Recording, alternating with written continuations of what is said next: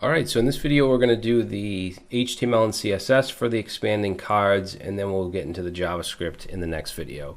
So we have our project starter open, I have my index HTML. I'm going to go ahead and change the title here to expanding cards.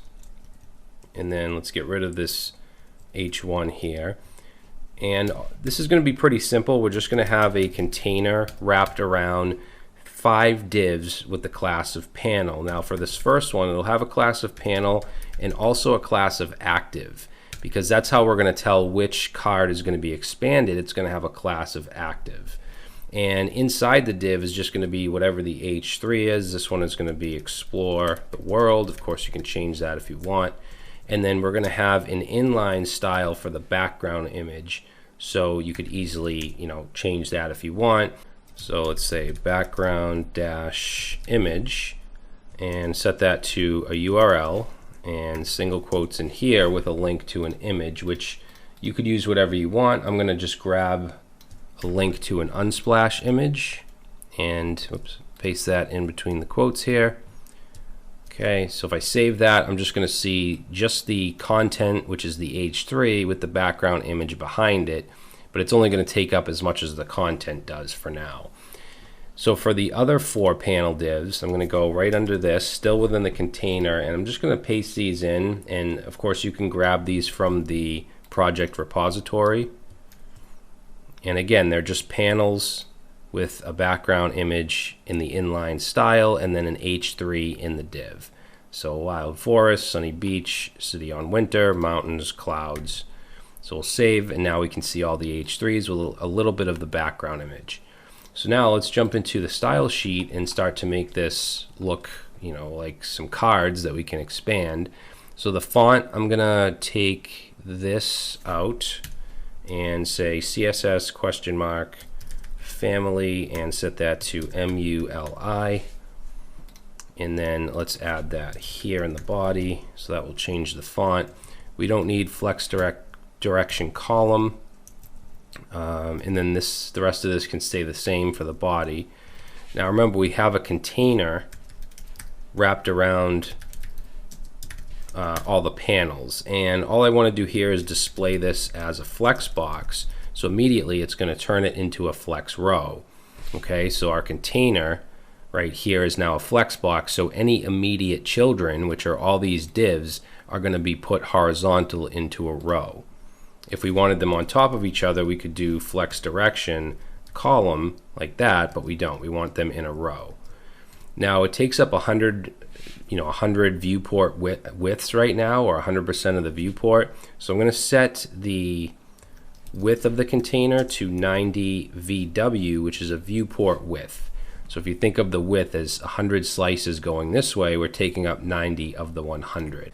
So the next thing I want to do is the panels. So that's all we need for the container. So for the panel class, it already has the background image, but let's add some other background attributes like the size. Right now you can only see a small portion of the image.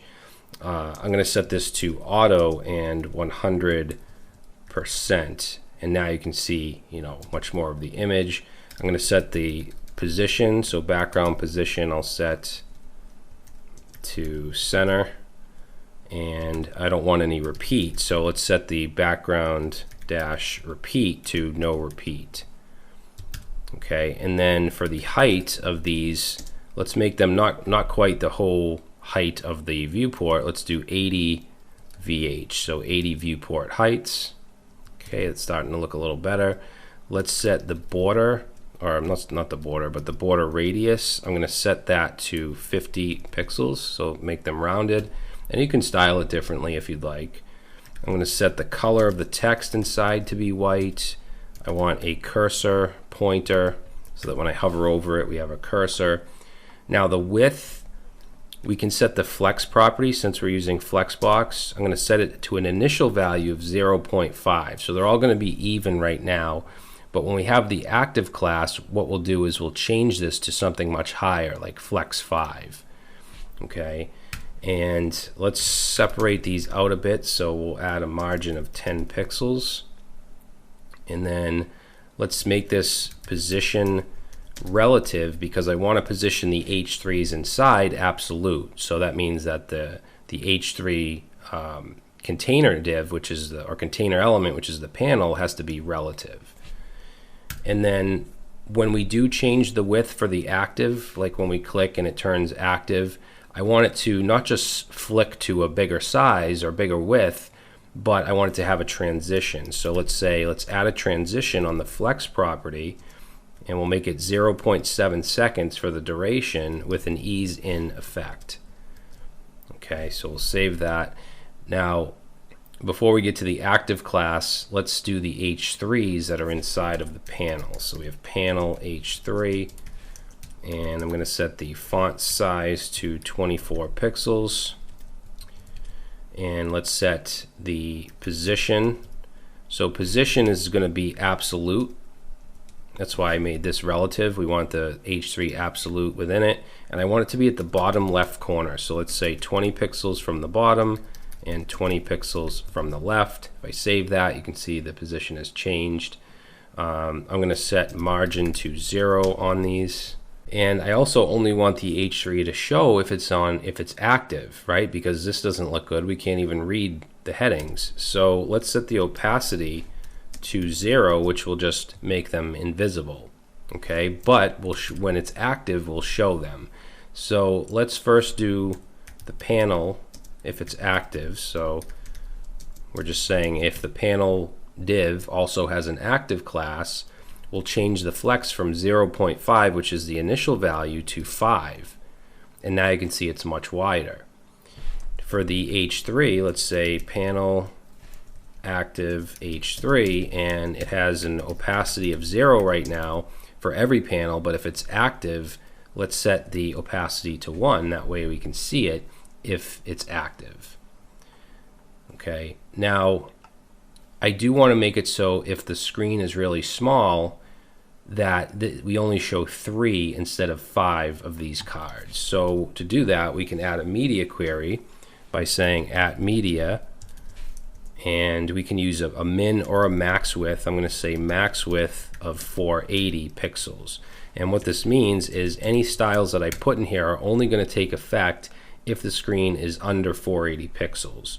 So one thing I want to do is the container is initially set to a width of, I think it's 90 viewport widths. We're going to set it to 100 viewport widths on small screens so that it takes up a little more room and it gives us some extra space.